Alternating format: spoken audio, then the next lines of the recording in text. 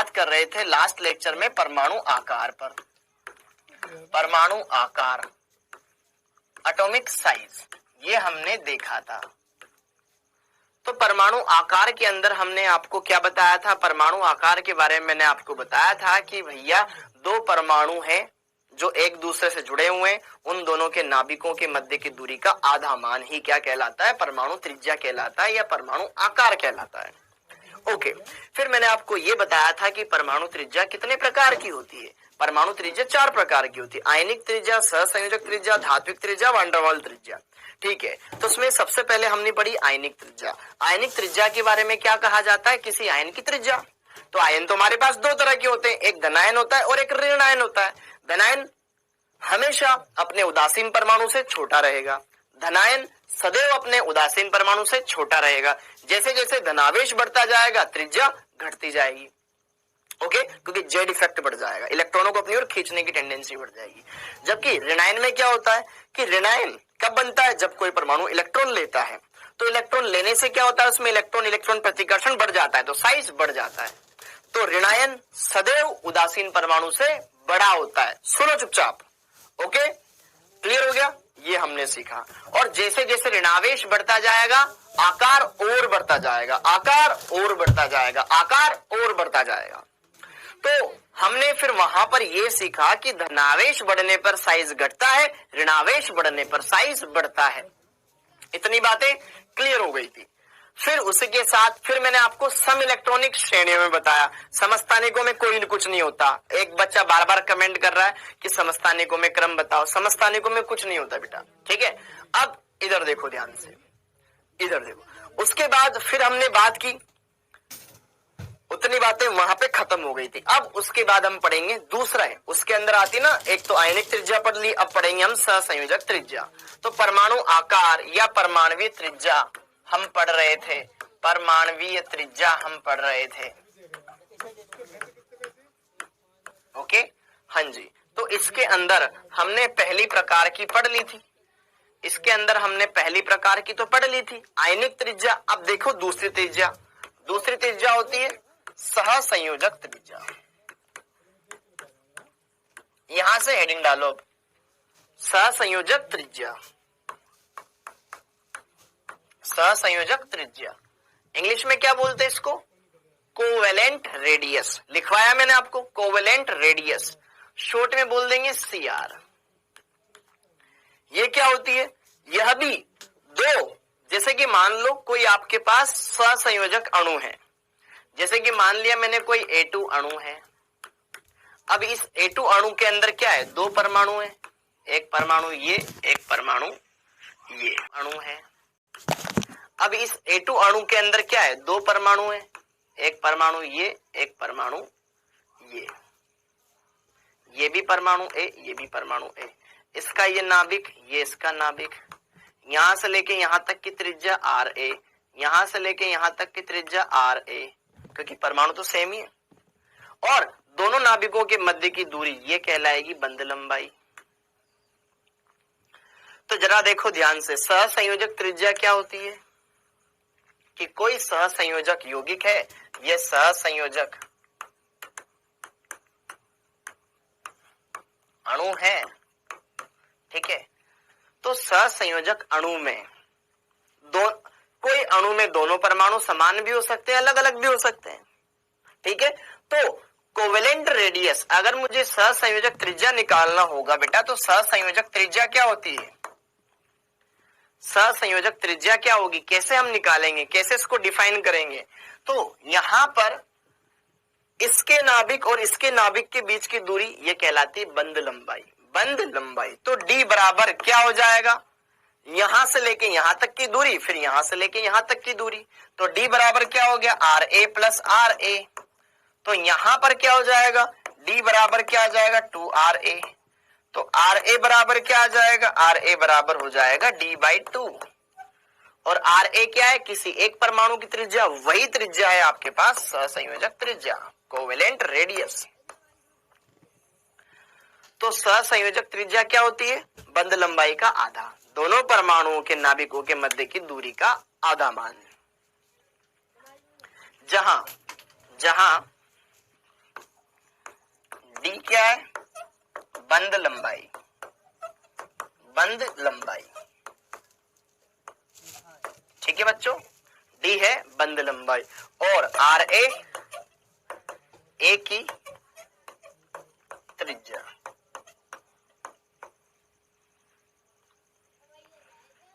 तो ये सारी बातें क्लियर हो गई।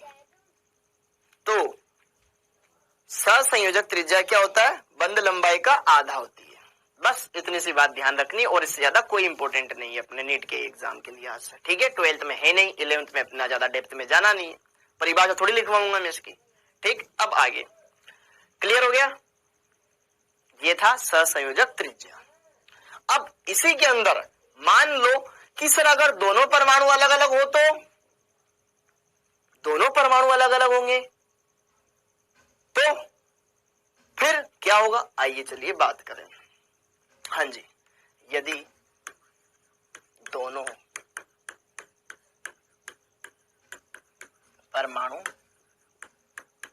अलग अलग हो तो, मान लो कोई आपके पास ए बी अणु है। अब परमाणु अलग अलग हो गए ना, ये अणु ए मान लो, ये अणु बी मान लो, तो क्या फर्क पड़ता है?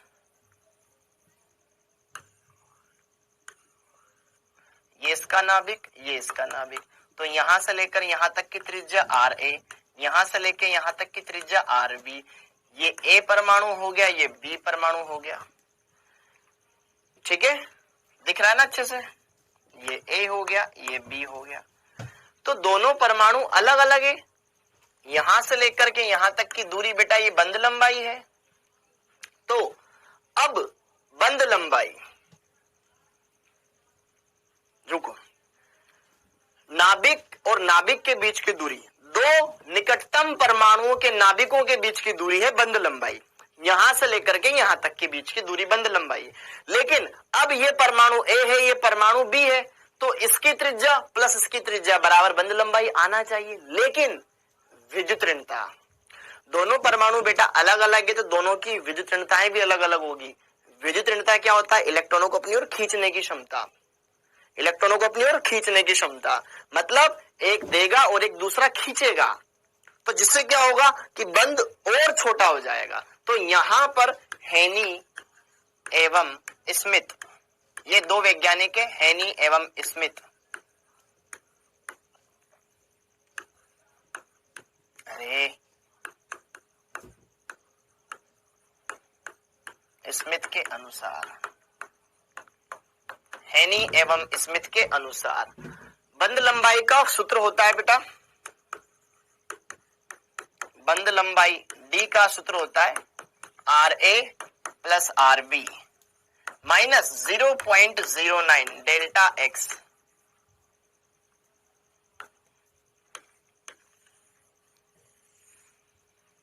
ये सूत्र होता है। ठीक है, जहां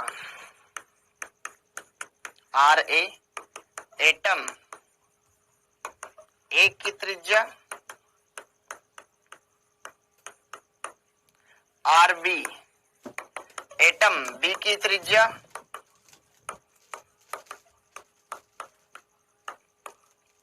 डेल्टा एक्स, डेल्टा एक्स बोलो या डेल्टा एन बोलो, डेल्टा एक्स बोलो या डेल्टा एन बोलो, आगे आप समझोगे इस शब्द को।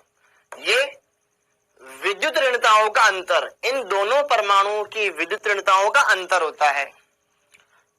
दोनों परमाणुओं की विद्युत ऋणताओं का अंतर,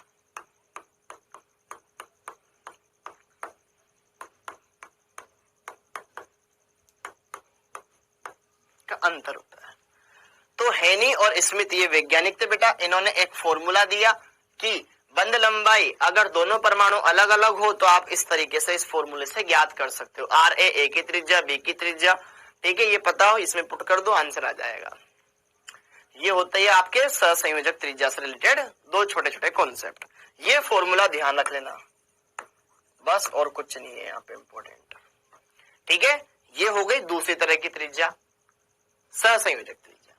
अब इसके बाद जैसे कि एक क्वेश्चन कर लेते हैं, HCl अणु में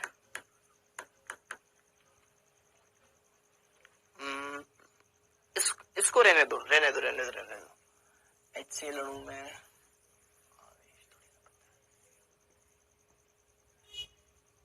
ठीक है, रहने दो, क्वेश्चन में डाटा दिया जाएगा, नीट में इतना इंपॉर्टेंट है नहीं। हाँ जी, ये वाली बात हो गई। अब इसके बाद तीसरी तरह की त्रिज्या है धात्विक त्रिज्या। धात्विक त्रिज्या, धात्विक त्रिज्या, मेटेलिक रेडियस। हाँ जी, मेटेलिक रेडियस। तो धात्विक त्रिज्या क्या है? कोई धातु का क्रिस्टल है, जैसे कि सपोज करो बेटा ये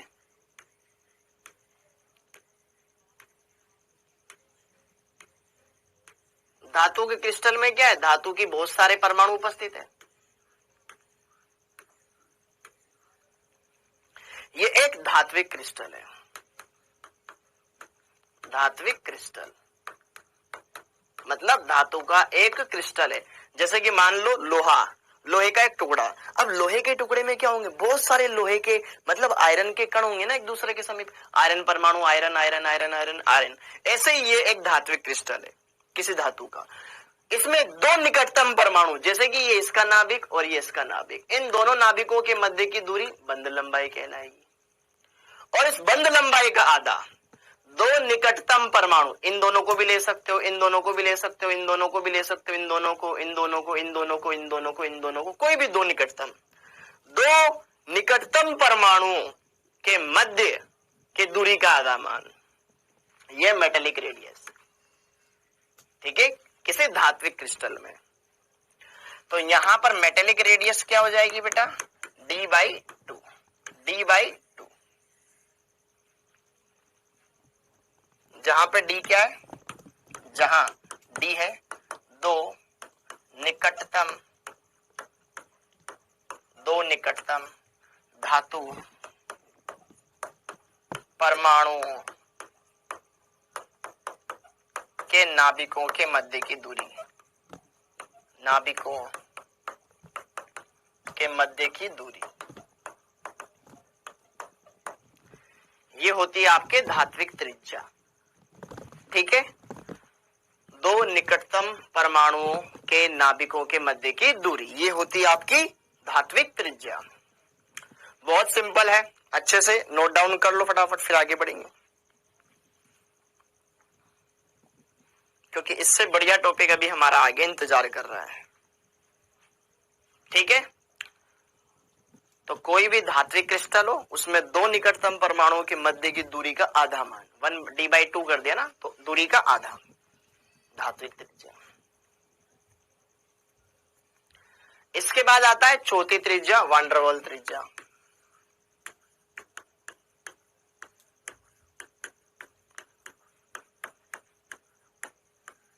VWR। ठीक है, जो लास्ट लेक्चर में आए थे उनको तो पता होगा VWR क्या है, जो नहीं आए थे अब क्या करें, नहीं आए थे तो VWR वान डेर वाल्स त्रिज्या। वान डेर वाल्स त्रिज्या क्या है, यह त्रिज्या गैसीय अणुओं के बीच में मापी जाती है। जैसे कि गैसीय परमाणु हुए, ये अक्रिय गैसें हुई, अक्रिय गैसें एक दूसरे के बीच में बंध नहीं बनाते, अक्रिय गैस एक दूसरे के साथ बॉन्डिंग नहीं करते ना, तो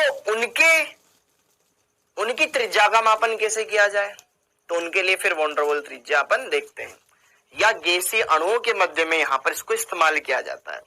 जैसे कि मान लो गैस का एक अणु ये रहा और ये गैस का दूसरा अणु ये रहा। ठीक है, ये दो गैस, ये A2 अणु रहा। ठीक है, ये दो गैस, ये A2 अणु रहा, ये दूसरा A2 अणु रहा।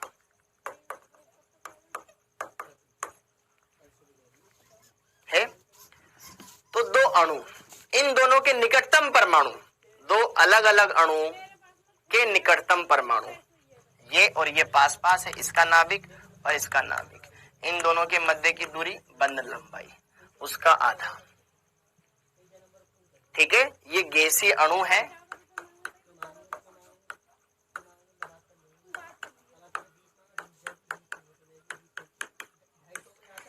गैसीय अणुओं में क्या करेंगे, दो निकटतम अलग अलग अणुओं के दो निकटतम परमाणुओं के मध्य की दूरी का आधा, वही होती है आपके वॉन डेर वाल रेडियस। ये भी होती है d/2। तो जहां पर बंध लंबाई क्या है, जहां d है, दो अलग अलग अणुओं के निकटतम परमाणुओं के मध्य की दूरी, परमाणुओं के मध्य की दूरी,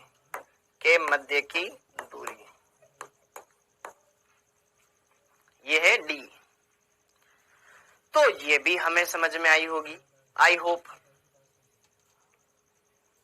बहुत सरल है बेटा, बहुत ही आसान है।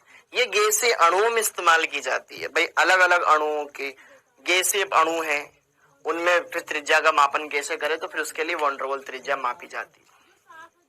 ठीक है, हाँ जी।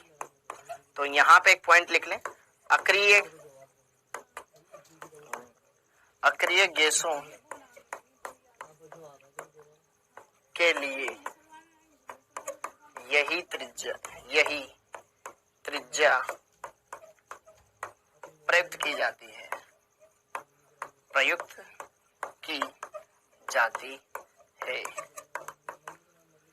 अक्रिय गैसों के लिए यही त्रिज्या इस्तेमाल की जाती है।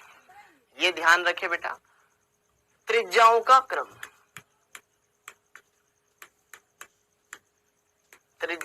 क्रम, आपसे पूछ ले कौन सी त्रिज्या सबसे बड़ी है ना, तो सबसे बड़ी त्रिज्या होती है वॉन डेर वाल रेडियस।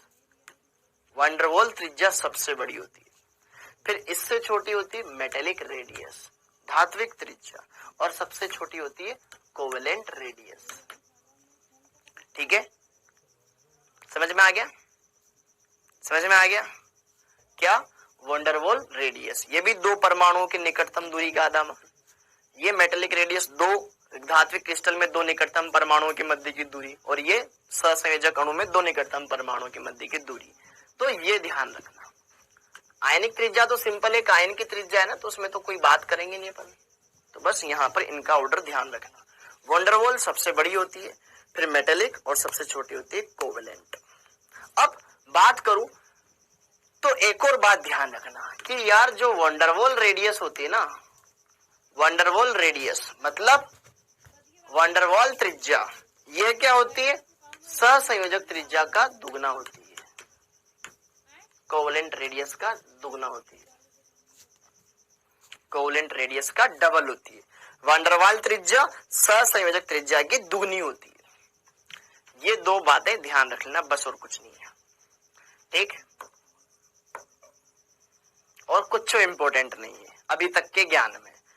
परमाणु त्रिज्या क्या होती है या परमाणु आकार क्या होता है वो हमने समझ लिया। त्रिज्या चार प्रकार की होती है वो हमने समझ लिया। आयनिक त्रिज्या पढ़ ली और ये इनका क्रम देख लिया, ये इंपॉर्टेंट है। वॉन डेर वाल त्रिज्या सहसंयोजक त्रिज्या की दुगनी होती है, ये इंपॉर्टेंट है। ठीक है, ध्यान रखने योग्य बात, बाकी सब फर्जी। अब काम की चीजें अब स्टार्ट होगी, काम की चीजें अब स्टार्ट हुई। जैसे कि हमने ये सारी बातें जान ली, अब परमाणु आकार या परमाणु त्रिज्या को कौन कौन से कारक प्रभावित करते हैं ये पढ़ेंगे, जो कि ज्यादा इंपॉर्टेंट है। तो अब हेडिंग डाल लो, परमाणु आकार को प्रभावित करने वाले कारक, क्योंकि इनसे बहुत अच्छे अच्छे क्वेश्चंस पूछे जाते हैं। जैसे कि बढ़ता क्रम क्या होगा, घटता क्रम क्या होगा। अगर आप ये कारक जान लोगे तो आप अच्छे से डिफाइन कर पाओगे चीजों को। ठीक, तो यहां पे जरा देखो, ध्यान से हेडिंग डाल लो बेटा, परमाणु आकार। परमाणु आकार लिखूं या परमाणु त्रिज्या लिखूं, दोनों का मतलब एक ही है। परमाणु आकार, एटॉमिक साइज को प्रभावित करने वाले कारक।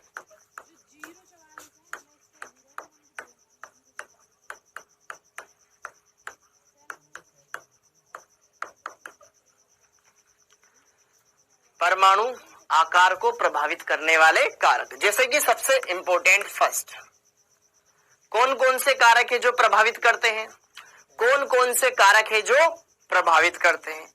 पहला कारक, सबसे पहला कारक कौन सा, कोश। मतलब n, कौन से को, जैसे कि n कोश। या जैसे कि हम बात करें lithium, sodium, potassium, rubidium, caesium, तो ऊपर से नीचे जाते तो कोशों की संख्या बढ़ती जाती है।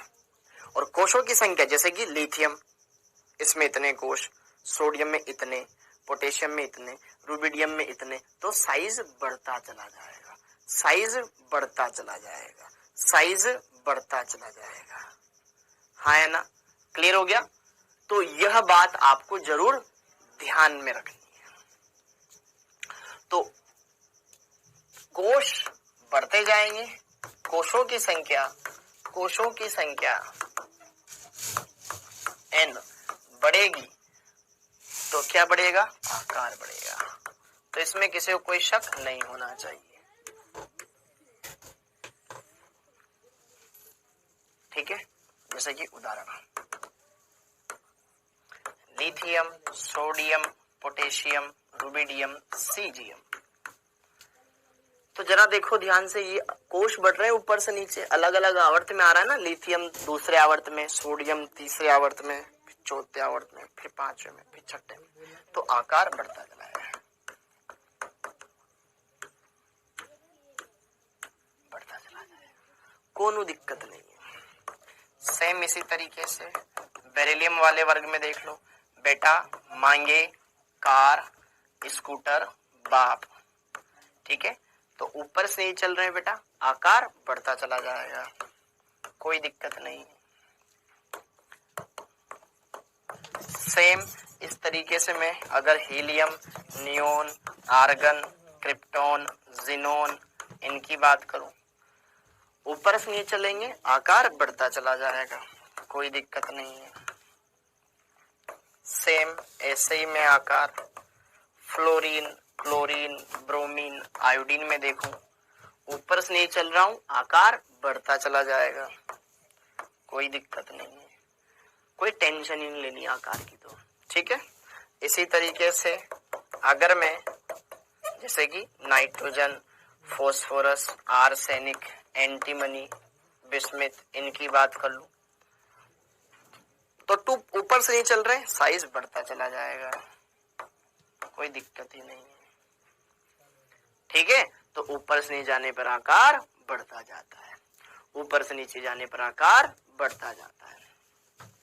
ठीक है, क्योंकि कोश बढ़ते जाते हैं, कोश बढ़ते जाएंगे और कोशों की संख्या ही आवर्त बताती है। पढ़ा था हमने मुख्य क्वांटम संख्या में कि मुख्य क्वांटम संख्या n कोशों के बारे में बताती है, कक्षाओं के बारे में बताती है ना। कोश बोलो, कक्षा बोलो, ऊर्जा स्तर बोलो, आवर्त बोलो, सबको बताती है n। ठीक है, ये बताती है। तो पहली बात ये क्लियर हो गई। दूसरी बात, जेड इफेक्ट।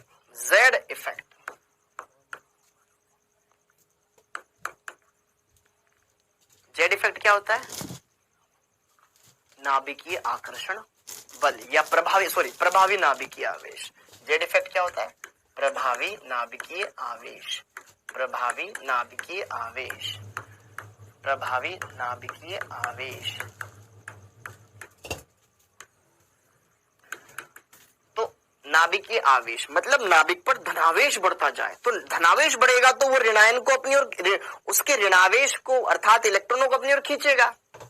नाभिक पे पॉजिटिव चार्ज बढ़ता जा रहा है, बढ़ता जा रहा है, बढ़ता जा रहा है, तो वो उतना ज्यादा इलेक्ट्रॉनों को अपनी ओर खींचेगा, खींचेगा, खींचेगा, खींचेगा। तो अर्थात जेड इफेक्ट बढ़ने पर साइज, आकार घटता जाता है, आकार घटता जाता है। मतलब ये व्युत्क्रमानुपाती वाली सीन हो गई। मतलब आकार बढ़ेगा, जेड इफेक्ट घटेगा, मतलब जेड इफेक्ट बढ़ेगा, आकार घटेगा। ये तो व्युत्क्रमानुपाती वाला सीन हो गया भैया, हाँ या ना? ओके, तो जरा देखो ध्यान से आकार का क्रम।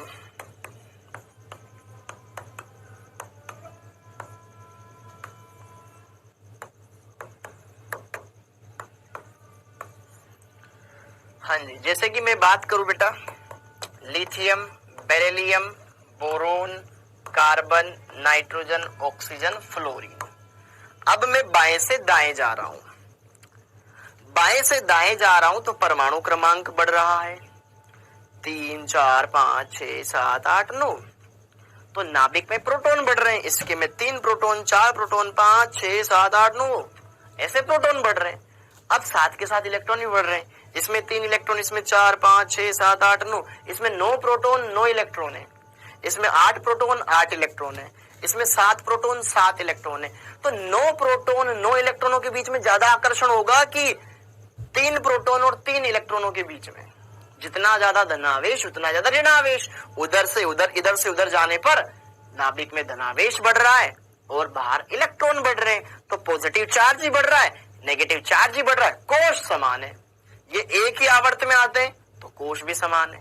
इन सब में 2 ही कोश है, सब 2 ही कोश रखने वाले हैं। इसमें 3 इलेक्ट्रॉन, इसमें 4, इसमें 5, इसमें 6, इसमें 7, इसमें 8, उसमें 9 इलेक्ट्रॉन है। तो नाभिक में धनावेश भी है और बाहर इलेक्ट्रॉन भी बढ़ रहे हैं। नाभिक में प्रोटॉन बढ़ रहे हैं, बाहर इलेक्ट्रॉन बढ़ रहे हैं, धनावेश बढ़ रहा है, ऋणावेश बढ़ रहा है, आकर्षण बढ़ेगा अर्थात जेड इफेक्ट बढ़ेगा। जेड इफेक्ट बढ़ेगा तो आकार घटता चला जाएगा, आकार घटता चला जाएगा। Similarly sodium, magnesium, aluminium, silicon, phosphorus, sulphur, chlorine, तो वही वाली बात है, बाएं से दाएं चल रहे हैं, कोश फिक्स है क्योंकि आवर्त एक ही है, एक ही आवर्त में आते हैं सारे के सारे, आवर्त एक ही बेटा। अगर आवर्त बदल जाए तो फिर कोश बढ़ जाएंगे, कोश बढ़ जाएंगे तो आकार बढ़ जाएगा। ठीक, तो यहां पर सोडियम, मैग्नीशियम, एल्यूमिनियम, सोडियम सबसे बड़ा हो जाएगा, इन सब में बड़ा है सोडियम। ध्यान रखें, समझ में आ रही है ना मेरी बात जो मैं बोल रहा हूं, काम की बातें है बेटा। तो ये आकार का क्रम हमने देखा, आकार का क्रम हमने देखा, कोई दिक्कत नहीं है। एक यहां देख लो,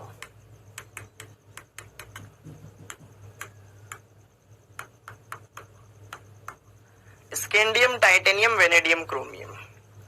स्कैंडियम से जब मैं क्रोमियम की ओर जा रहा हूं तो जेड इफेक्ट बढ़ता है, स्कैंडियम से जब मैं क्रोमियम की ओर जाता हूं तो जेड इफेक्ट बढ़ेगा, तो एटॉमिक साइज घटेगा, तो आकार घटता चला जाएगा। बोलो, तो ये वाली बातें आपको पता होनी चाहिए। ठीक, अब तीसरा पॉइंट, अब तीसरा पॉइंट, थर्ड पॉइंट क्या?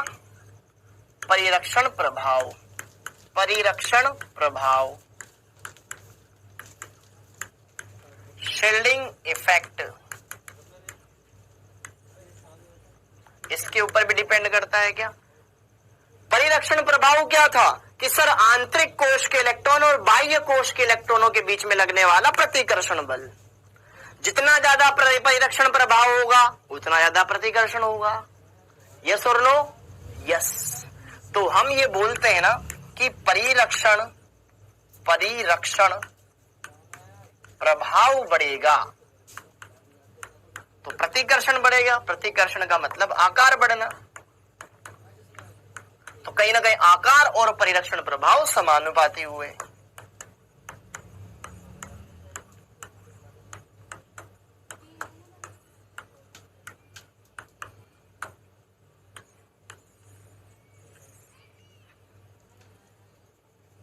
और आपको पता है परिरक्षण प्रभाव का क्रम,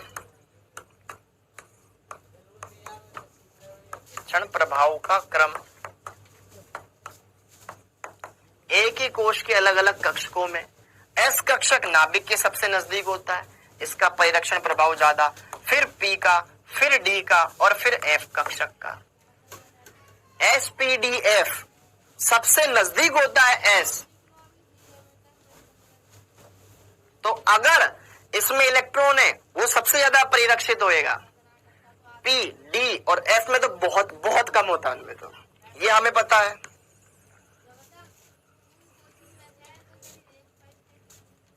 मतलब जैसे कि देखो उदाहरण, मतलब अभी बताता हूं, बेरिलियम और बोरोन,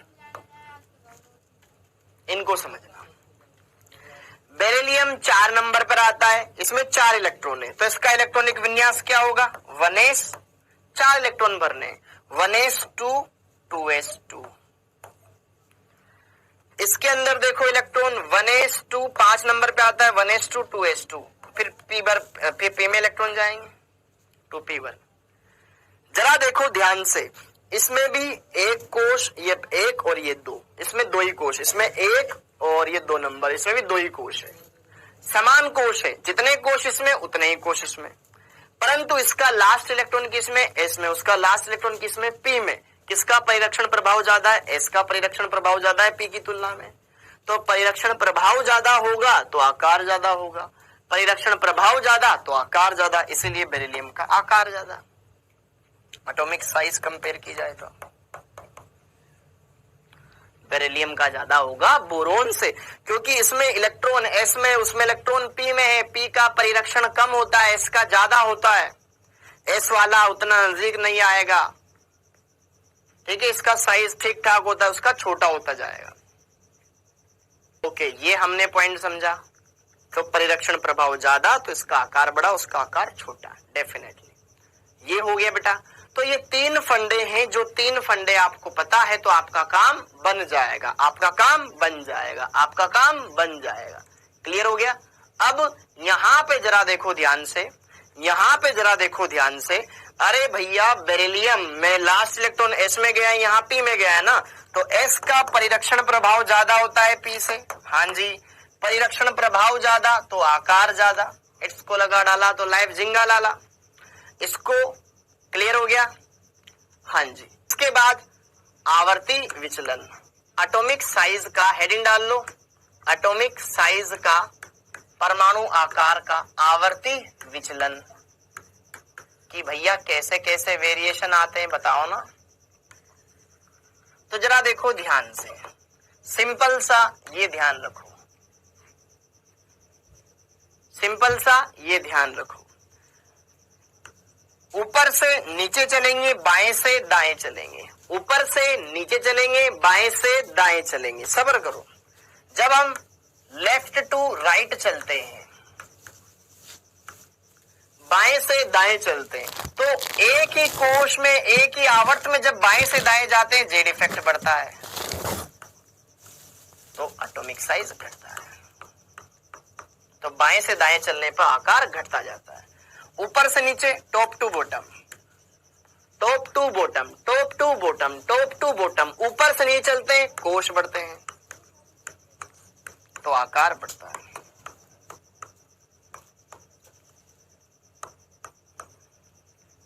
ठीक है, कुछ नोट।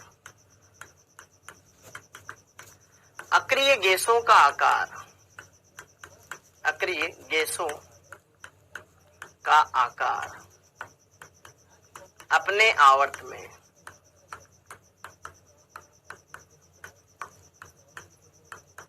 सर्वाधिक होता है।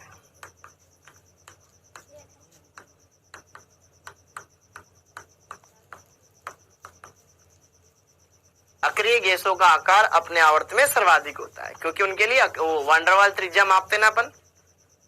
ये हो गया, इतनी चीजें। हाँ, अक्रिय गैसों का आकार अपने आवर्त में सर्वाधिक होता है।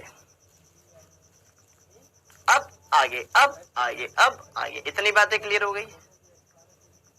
हाँ जी, ये सारी बातें हमने देख ली, हर एक बात को अच्छे से समझ लिया, हर एक बात को अच्छे से क्लियर कर लिया। अब आगे, हाँ जी, अब हम पर्टिकुलर एक एक ब्लॉक में चलेंगे, एक एक ब्लॉक में चलेंगे, जैसे कि एस ब्लॉक।